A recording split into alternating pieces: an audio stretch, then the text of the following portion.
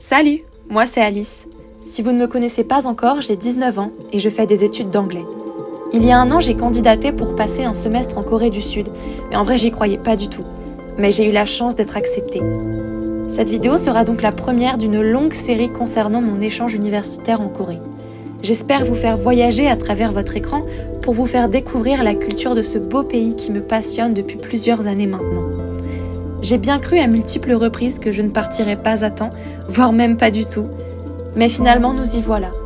J'ai peur, mais je ne peux qu'imaginer à quel point ce voyage me marquera à jamais. Alors à partir de maintenant, ce sera juste moi, ma caméra et l'un de mes plus grands rêves. Coucou tout le monde, j'espère que vous allez bien. Aujourd'hui nous sommes le lundi 17 février et je suis à Paris pour plusieurs raisons que je vais vous expliquer tout de suite. Comme je viens de l'expliquer dans l'introduction de cette vidéo, ce sera le premier épisode de ma série de vlogs sur mon échange universitaire en Corée du Sud, même l'épisode 0 je dirais. Il y a beaucoup de choses qui se sont passées depuis le vlog d'Eighties.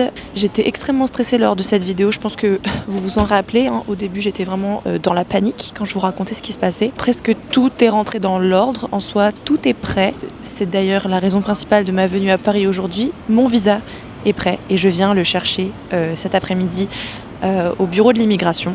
Donc j'ai hâte de l'avoir dans les mains. Ce sera vraiment plus concret comme ça et je serai encore plus rassurée. Ensuite, je vous avais parlé de mon appartement où j'étais inquiète parce que j'avais pas les dortoirs et je vous avais mis en annotation que j'avais trouvé un Airbnb. En effet, j'ai loué un Airbnb pour les 6 mois de mon échange. C'était une décision un peu prise comme ça. Je me sentais un peu folle d'avoir fait ça. Mais en fait, je regrette absolument pas et je suis extrêmement contente d'avoir fait ce choix. Je pense que je m'en remercierai encore plus sur place. Le fait de rentrer et de se dire là je suis vraiment chez moi, ça change tout. Tu rentres à l'heure que tu veux, tu fais ce que tu veux, tu déranges personne, c'est quand même un luxe que je pouvais entre guillemets me permettre, donc je l'ai fait. J'ai hâte de vous montrer la chambre. Je vais pas vous mettre de photos parce que je vous garde le suspense. Je vous ferai un petit room tour quand j'arriverai, donc dans la prochaine vidéo, mais en tout cas j'ai très hâte. Normalement ça devrait être un petit peu stylé, ou en tout cas un petit peu cutie pie, et j'ai trop hâte. Ensuite, seconde raison de ma venue à Paris, puisque je fais d'une pierre deux coups, forcément. Lors de mon inscription à la fac, j'avais demandé à être mise en contact avec un ou une étudiante coréenne. D'ailleurs, j'avais pas spécifié fille ou garçon, j'avais dit que je m'en fichais. Et début du mois, il y a donc ma buddy coréenne qui s'appelle Jimin, qui m'a ajoutée dans un groupe avec une autre française qu'elle parraine également. Donc on a un petit peu discuté. Et j'ai appris qu'elle venait à Paris 2 semaines, donc en ce moment elle y est. Et du coup je lui ai proposé qu'on se rencontre, puisque de toute manière je devais venir à Paris pour mon visa. Elle a accepté, donc je la vois elle ainsi que l'autre française. Et je leur ai proposé qu'on aille faire une petite croisière sur la Seine. Moi c'est un de mes trucs préférés à faire à Paris. Ça doit être genre la 3e ou 4e fois que je le fais. Parce que vraiment j'adore ça. Genre je trouve que c'est trop sympa. En plus quand il fait beau, c'est un bon moyen de voir la ville. C'est très apaisant. C'est très apaisant. Bref. Là je me suis juste arrêtée prendre un petit café et un muffin parce que j'ai fait 2 heures de bus et j'ai trop faim. Et après je vais aller les rejoindre du coup pour la petite croisière. Je pense pas que je vais vous parler plus que ça aujourd'hui parce que je sais pas si elles ont envie d'être filmées et je pense pas. Mais je vous ferai des petits plans de ma journée, etc. Et on se retrouvera certainement demain et après-demain pour la fin de mes préparations, du départ, mes valises, etc. Même si j'ai déjà pas mal commencé. Et normalement, j'aimerais bien que ce vlog sorte mercredi soir ou jeudi matin. Donc quand le vlog sera sorti, en fait, je serai vraiment sur le départ. Je serai à l'aéroport, littéralement. Et comme ça, la prochaine vidéo, c'est directement moi dans l'avion avec mes valises et beaucoup d'espoir. Et de peur aussi.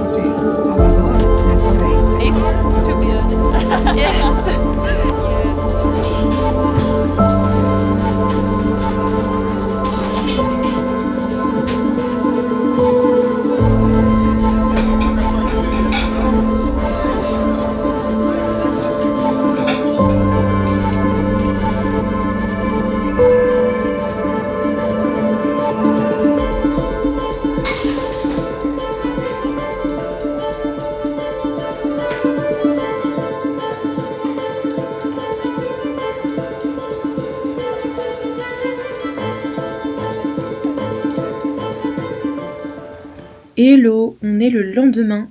Je suis en pyjama. Encore. J'ai l'impression que dans toutes mes vidéos, il y a au moins un plan où je suis en pyjama. Bref, je voulais vous raconter un petit peu la journée d'hier. C'était trop bien. On a grave discuté, le courant est super bien passé avec du coup ma buddy Jimin et aussi l'autre française qui était là. Elles sont trop gentilles, on a discuté de plein de trucs, de la Corée mais pas que. On a discuté des différences entre la France et la Corée, de ce que elles faisaient dans leurs études et tout. C'était trop intéressant. Ça m'a beaucoup rassurée parce que je me dis que certes je vais arriver dans un pays que je connais pas vraiment, mais je connais quand même 2-3 personnes. Si j'ai besoin d'aide, on va pouvoir se revoir aussi, donc ça c'est chouette. Du coup on a fait une croisière, on s'est baladé, je suis allée récupérer mon visa, donc c'est officiel, tout est bon, j'ai vérifié que les dates et les numéros écrits dessus étaient corrects, mais tout est bon. Je suis rassurée aussi, c'est une bonne chose de faite. Aujourd'hui j'ai absolument, mais absolument rien fait. J'ai juste rajouté 2-3 trucs dans ma valise, mais sinon j'étais une loque toute la journée. Déjà j'ai dormi jusqu'à 11h30 ce matin, ce qui n'arrive jamais. J'avais tellement de sommeil à rattraper. Je sais plus si je vous ai expliqué pourquoi quand j'ai filmé un peu hier, mais en gros dans la nuit de dimanche à lundi, j'avais le course registration. Donc je devais me connecter sur le site de l'université pour choisir mes cours, etc. Parce qu'en Corée c'est à 10h du matin, mais vous faites moins 8h. Chez nous c'était à 2h du matin. Donc j'ai essayé de dormir un petit peu avant, mais j'ai dû me réveiller en pleine nuit et après j'ai pas réussi à me rendormir parce que forcément ça m'avait un peu stressée et tout. Puis j'étais restée éveillée presque 1 heure, donc pour se rendormir après, voilà. Et je me suis levée à genre 5h30 du matin lundi pour aller à Paris prendre le bus et tout. Donc j'étais hyper fatiguée. Bref, je vais vous expliquer un petit peu du coup quel cours j'ai pris, même si je sais pas encore exactement si ça va être définitif, puisque si jamais j'ai des cours qui conviennent pas, arriver là-bas, je vais devoir changer, en prendre d'autres ou quoi. Mais pour l'instant, j'ai pris 4 cours. Je pouvais en prendre 4 à 6. Honnêtement, je me suis pas cassé la tête. Je me suis dit, je vais en prendre 4, le minimum. Et puis au moins j'aurai le temps pour faire plein de choses à côté, etc. Du coup, le lundi de 15h à 18h, j'ai American Literature and Cultural Diversity. Donc c'est un cours sur les États-Unis, la littérature et la culture, sur le fait que ce soit très divers. Enfin, c'est écrit dans le titre, mais au cas où vous parlez pas anglais, je vous traduis un peu. Donc ça, j'avais pas prévu de prendre ce cours-là. Mais il y avait plein de cours que j'avais notés qui soit étaient déjà complets, alors que je me suis connectée à 2h pile, parce que c'est un système du le premier arrivé, le premier servi. Il y avait carrément une file d'attente quand je me suis connectée sur le site. Enfin bref, j'ai cru que je faisais une vente de tickets de concert. Ça n'avait aucun sens. Donc il y avait déjà plein de cours qui étaient pleins. Il y avait aussi des cours, au final je me suis rendu compte qu'ils étaient enseignés en coréen. Donc ça c'était impossible. Donc bref, j'ai dû faire des changements, je me suis adaptée. Pareil au départ, je voulais éviter de prendre des cours le lundi pour pouvoir me faire des grands week-ends et partir éventuellement visiter un peu la Corée. Mais on peut pas tout avoir. J'ai quand même un week-end de 3 jours, on va pas se plaindre. Ensuite, le mardi, j'ai British and American Drama de 15h à 18h, pareil. Donc là, j'imagine que c'est de la littérature anglaise et américaine. Ça, encore une fois, j'avais pas vraiment prévu de le prendre, mais ça va. Ensuite, j'ai Literary World of Austen and Bronte le mercredi de midi à 15h. Donc ce cours-là, on étudie exclusivement 2 œuvres, Pride and Prejudice de Jane Austen et Wuthering Heights de Brontë, enfin Charlotte Brontë. Ça, c'était pas le cours que je voulais en priorité, mais je l'avais quand même noté parce qu'en plus, j'ai déjà étudié Pride and Prejudice, j'ai déjà commencé à lire Wuthering Heights, donc, pardon. Oh, j'allais faire un truc horrible. J'ai failli parler en anglais, bref. Donc je connais un peu les œuvres, je les ai déjà un peu étudiées. Je me dis que ça va me faire gagner un peu de temps, que je comprendrai mieux. Et puis j'aime bien ces livres et ces autrices-là, donc très bien. Et le jeudi de 9h à midi, j'ai Korean for International Student et j'ai pris le niveau 2. Alors, j'hésitais beaucoup entre le niveau 1 et le niveau 2. Parce que le niveau 1, en fait, c'est vraiment beginner friendly. Genre tu commences du niveau 0-0 et ils t'apprennent même l'alphabet. Sauf que moi, je connais déjà l'alphabet, je sais déjà plus ou moins lire et écrire en coréen. Donc ça m'embêtait en fait de prendre un cours où j'allais passer littéralement les 3 premiers cours à juste écouter comme ça alors que je sais déjà. Je vais pas en Corée pour juste réviser ce que je connais, vous voyez. J'y vais pour progresser vraiment, apprendre, être en immersion et tout, et je trouvais ça dommage de gâcher un cours, apprendre un truc hyper simple que je connais déjà. Mais j'avais quand même peur de prendre le niveau 2 parce que c'est déjà un peu plus compliqué, il faut déjà certaines bases. J'en ai parlé avec ma copine Juliette qui est allée l'année dernière et elle m'a dit si tu peux, prends le niveau 2 parce que le niveau 1 c'est vraiment très très simple. Après elle m'a dit au moins tu auras des très bonnes notes, mais c'est vrai que c'est quand même hyper simple. Donc si tu peux, prends le niveau 2. J'ai pris le niveau 2. Au pire du pire, si jamais je vois que c'est trop compliqué, je changerai et je prendrai le niveau 1 parce que j'ai vérifié les horaires et le niveau 1 c'est le jeudi aussi de 15h à 18h et j'ai pas cours sur ce créneau-là, donc je pourrais facilement changer si besoin. Et c'est tout. Alors pourtant je sais que l'université c'est pas l'établissement scolaire où on a le plus d'heures de cours, je pense que je dois avoir entre 20 et 25 heures quand je suis à la fac ici, plus mon AED, donc je travaille dans un lycée un jour par semaine. Mon emploi du temps est pas non plus surchargé, hein, j'ai quand même du temps libre pour faire plein de choses, mais alors là 12 heures, mais c'est le rêve. J'ai l'impression que je vais pouvoir faire plein de trucs. Et en plus, je me dis qu'au moins, s'il y a des cours où je galère un peu, j'aurai du temps pour les bosser. Donc ça, c'est rassurant aussi. Sinon, pour ce qui est de ma valise, je l'ai presque terminée.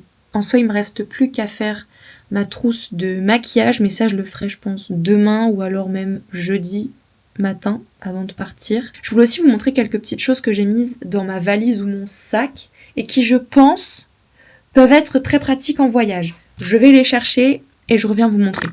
Ok, donc j'ai ramené les petites choses qui je pense peuvent être utiles. Ce sont des choses que moi j'ai pris, ça ne s'appliquera peut-être pas à vous, mais au cas où je vous montre, comme ça, voilà. Alors déjà, des lingettes de toutes sortes. Oui, je sais, vous allez me dire, les lingettes c'est pas écologique, c'est pas bon pour la planète. Oui, je suis totalement d'accord, j'en utilise absolument jamais. Mais là, ça peut être pratique. Déjà, des lingettes. Vous voyez les lingettes pour bébé, là ? Pour dans l'avion. Prenez les Biolan, ok ? C'est les mieux notées de toutes les lingettes que vous pourrez trouver en grande surface. C'est genre 99% d'eau. Il n'y a pas de parfum. Voilà. Testez cliniquement. Je sais pas si je vais les utiliser. Pareil, je vous ferai un retour plus tard pour vous dire si tout ce que j'ai pris là, je l'ai vraiment utilisé. Mais je le prends. Parce que on sait jamais, et au moins si je me sens pas bien, je peux me passer un coup même sur le visage et tout, ça me fera du bien. Ensuite, les lingettes pour nettoyer, parce que quand je vais arriver dans mon Airbnb, même si sur les photos et dans les commentaires ça avait l'air vraiment bien, je sais pas à quel point ça va être propre, je vais arriver un soir, j'aurai pas le temps de genre faire un grand nettoyage, ou même le jour d'après, j'aurai peut-être pas encore eu le temps d'aller faire des courses, ou que sais-je. Donc, des lingettes Javel pour genre la salle de bain, antibactérien, puisque moi je pose pas mes fesses n'importe où en fait. Voilà.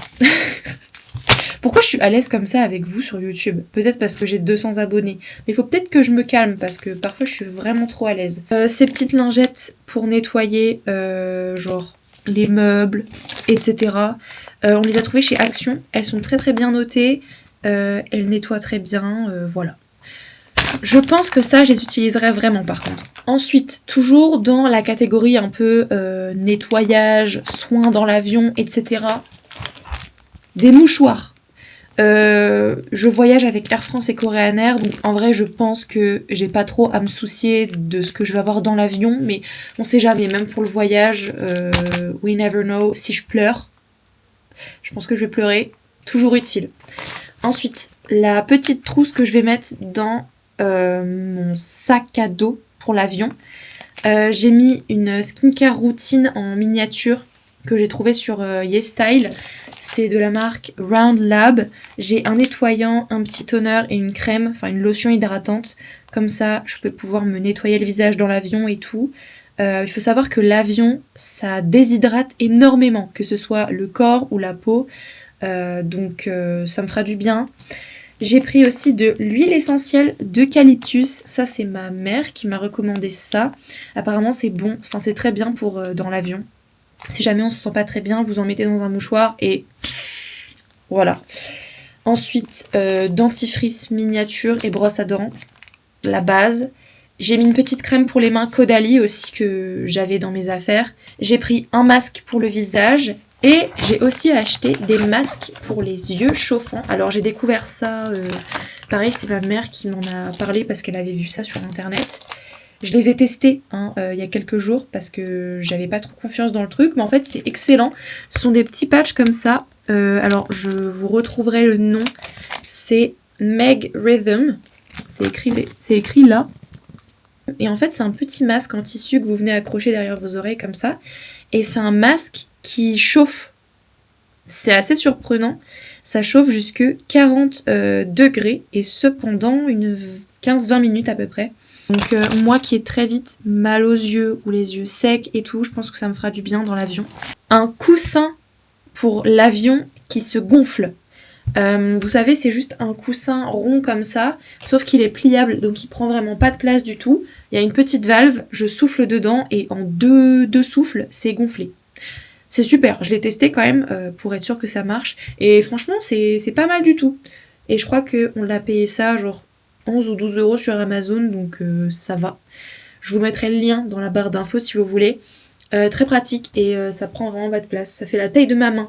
Donc c'est super. Ensuite, j'ai une trousse de pharmacie. Alors ça, c'est pas forcément pour mon voyage de jeudi, mais c'est plutôt si jamais je fais des randonnées en Corée parce que j'aimerais beaucoup en faire, ou si je fais des sorties un peu plus longues, etc. Comme ça, je pourrais la mettre dans mon sac. On a trouvé ça sur Leclerc Drive. Ça coûtait, il me semble, à peu près 8 €. Vous avez vraiment le nécessaire pour tout. Bah, ouais, je vais vous lire ce qu'il y a dedans. Une paire de ciseaux, une pince à écharde, des gants, des compresses, des pansements de plein de tailles différentes, des pansements à ampoule, une bande, un rouleau de sparadrap, du désinfectant et du sérum Phi. C'est hyper complet et ça vous reviendra beaucoup plus cher si vous achetez la petite trousse plus tous les trucs pour mettre individuellement dedans. Donc moi je vous conseille d'en acheter une, ça prend pas de place et c'est très pratique. J'ai juste rajouté dedans des Doliprane, des Spasfon et de l'Arnica. C'est tout. Et pour finir, on passe au côté un peu plus pratique que je trouve aussi important à aborder. Déjà, je me suis fait une pochette avec tous les papiers dont je pourrais avoir besoin. Alors bon, j'ai mon passeport dans mon sac à main, évidemment. Mais dans cette pochette, bah, si vous voulez, je vais vous dire un petit peu moi ce que j'ai mis dedans, si ça peut vous aider. Déjà, j'ai un petit livret comme ça, avec ma carte de groupe sanguin et la feuille qui explique tout mon groupe sanguin. Voilà, on sait jamais, j'ai pas de maladie connue, il n'y a aucune raison que je doive aller à l'hôpital ou qu'on doive me faire une transfusion. Mais malheureusement, on sait jamais, il vaut mieux partir équipé.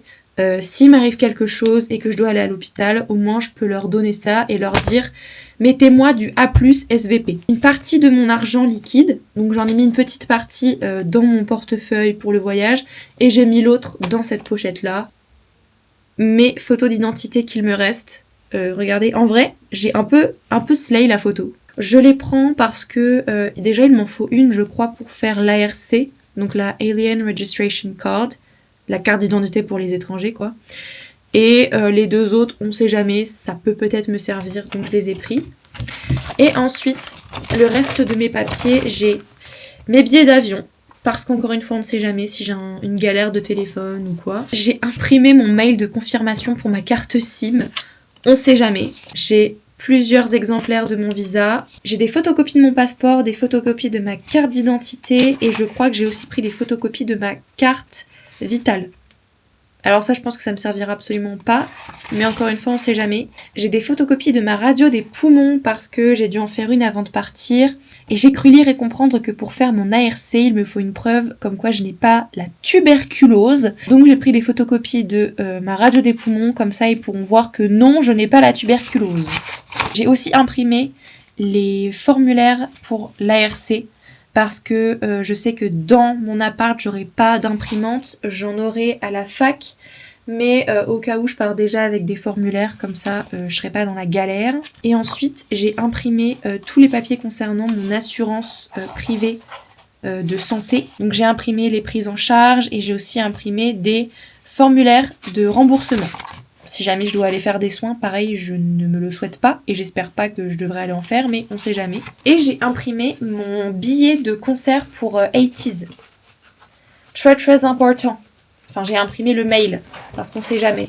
Et enfin, avant de partir, je suis allée m'acheter des guides papier. Parce que moi, j'aime bien avoir des exemplaires papier que je peux feuilleter, où je peux surligner des choses, que je peux mettre dans mon sac, etc. Donc déjà, j'ai pris le guide Michelin. Parce qu'ils sont extrêmement bien réputés ces guides-là, ils sont très complets. C'est pas que sur Séoul, c'est la Corée du Sud en général. Donc il y a une grande partie sur Séoul, mais il y en a aussi une sur Suwon, Jeju et d'autres villes de Corée. Donc c'est très bien, vous avez plein d'adresses, plein de conseils, des musées à visiter, des magasins, vous avez des photos, et aussi ce que j'apprécie, c'est que vous avez plein de cartes qui peuvent vous aider à vous situer en fonction de là où vous êtes et de là où vous voulez aller. Et j'ai aussi acheté la cartoville de Séoul. Donc ça, c'est vraiment plus pour mettre dans le sac quand je vais aller me balader, visiter un peu. Parce que vous avez vraiment des plans beaucoup plus détaillés. Pour chaque quartier, vous avez un dépliant comme ceci, avec la carte du quartier et puis toutes les petites adresses que le livre vous conseille. Et la dernière chose dont je voulais vous parler, ce sont des AirTags. Moi j'ai une phobie, c'est qu'on perde mes valises et qu'on me les envoie en Laponie ou je sais pas où. Donc je compte mettre un AirTag dans chaque valise soute. Alors vous allez voir que quand je parle de AirTag, il n'y a pas que les AirTags Apple. Hein. Ça par exemple, c'en est un que j'ai trouvé à Action. Je l'ai testé, il fonctionne super bien. Et il marche avec l'application localisée de l'iPhone, donc c'est très bien. Et l'autre, je cache la marque, mais c'est mon frère qui me l'a envoyé parce que son entreprise leur avait fait en cadeau, sauf que lui, il n'a pas d'iPhone, donc ça lui sert pas. Donc c'est un vrai AirTag, mais je ne l'ai pas acheté. Voilà. Si j'avais dû l'acheter, j'en aurais acheté un deuxième comme ça. Mais c'est vrai que c'est toujours pratique quand vous êtes en voyage, même pour... accroché à votre sac ou j'en sais rien. C'est tout pour les objets et les petites choses que je voulais vous montrer. Enfin, je vous en ai quand même montré beaucoup. Moi, je vais aller ranger tout ça du coup parce que j'ai tout enlevé de mes valises.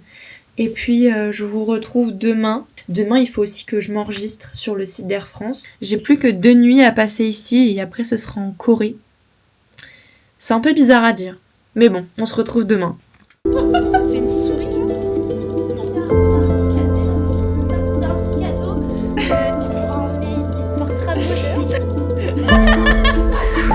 Oh, il est trop mignon. Alors Sarah, elle m'a dit que ta couleur préférée c'était le rouge. Tu écoutes les voix dans ta tête. Ouais. Avec toi, genre. Eh bien écoutez, c'est maintenant que je clôture cette première vidéo d'une longue série d'aventures. Je suis un peu émue parce que je viens d'aller dire bonne nuit à mes parents. Et j'ai jamais vécu sans eux en fait. Donc forcément ça fait un petit peu peur de se dire que là, c'est la dernière nuit que je passe ici avant presque 6 mois. Et ils vont beaucoup me manquer, genre c'est normal. J'ai aussi dit au revoir à mes copines cet après-midi qui sont venues me voir. Ça m'a fait beaucoup de bien de pouvoir les voir encore une fois avant de partir. Ça fait un peu peur. Au début je voulais pas trop montrer cet aspect-là dans les vidéos. Mais en fait je pense que c'est bien aussi de montrer quand ça va pas, de montrer quand on va pas très bien, parce que c'est ça en fait la réalité. Et je sais que il y a encore pas mal de moments certainement pendant mon échange où je vais pas aller bien. Et je vois pas pourquoi est-ce que je parlerai pas de ces moments-là aussi, parce que ça fait partie de l'expérience. Je sais pas trop quoi vous dire de plus, mais en tout cas cette vidéo ça aurait été surtout du blabla et puis de vous montrer un petit peu ce que je faisais juste avant mon départ, les choses que j'avais pu mettre dans ma valise, etc. Je voulais juste finir sur quelque chose parce que j'y pensais tout à l'heure. Cet été j'ai travaillé pour financer en grande partie aussi mon voyage en Corée. Et j'ai rencontré une fille là-bas qui s'appelle Anastasia. Si elle regarde cette vidéo, peut-être qu'elle se reconnaîtra. Sache que je pense beaucoup à toi parce que je sais pas pourquoi ça m'émeut aussi. Je me rappelle d'une fois où on est rentrés ensemble à vélo après le travail. Et elle savait que j'allais partir un semestre en Corée du Sud parce que je lui avais raconté. Et elle m'a demandé mais pourquoi tu fais ça ? Pourquoi t'as décidé comme ça de partir 6 mois toute seule à l'autre bout du monde. Et au début, je lui ai répondu, je sais pas trop, parce que j'avais envie, c'était l'un de mes pays de rêve, etc. Et là, elle m'a dit un truc hyper vrai, et je sais pas comment elle a pu deviner, alors qu'on se connaissait depuis vraiment pas très longtemps. Elle m'a dit, j'ai l'impression que tu veux te prouver quelque chose à toi-même, et que tu veux te rendre fière. Et elle avait raison, en fait. Pour moi, ce voyage, c'est pas juste aller dans un pays que je connais pas et découvrir la culture, c'est bien plus que ça. Pour moi, c'est l'occasion de me montrer à moi-même que je suis capable de faire les choses seule, de mener un projet de A à Z. Et en fait, ce voyage, c'est la première fois que je fais quelque chose uniquement pour me rendre fière moi et pas les autres. Donc c'est pour ça que ça représente beaucoup. Enfin voilà. J'ai beaucoup de sentiments différents en ce moment. Je sais pas exactement ce que je vais mettre dans le vlog de cette partie-là parce que j'ai eu beaucoup de mal à m'exprimer. Je suis pas forcément triste. Je veux pas que cette partie de la vidéo soit perçue comme ça. C'est juste que je suis très émue. J'ai réalisé pas mal de choses sur ma volonté de partir. Et je trouvais ça important de mettre des mots dessus et de vous expliquer un petit peu ce que tout ça représente pour moi. Parce qu'on fait tous les choses pour différentes raisons. Et ce sont les miennes. Je vais finir la vidéo là-dessus. Je pense qu'elle sortira finalement jeudi soir. Donc quand cette vidéo sortira, moi je serai dans l'avion. J'espère que les vidéos en Corée du Sud vous plairont. J'ai prévu de faire bien sûr des vlogs, mais pas que. J'aimerais bien aussi faire des vidéos centrées un peu plus autour d'un sujet. J'ai déjà pas mal d'idées. En tout cas, je vous fais plein de gros bisous et on se retrouve très vite pour la première vidéo en Corée.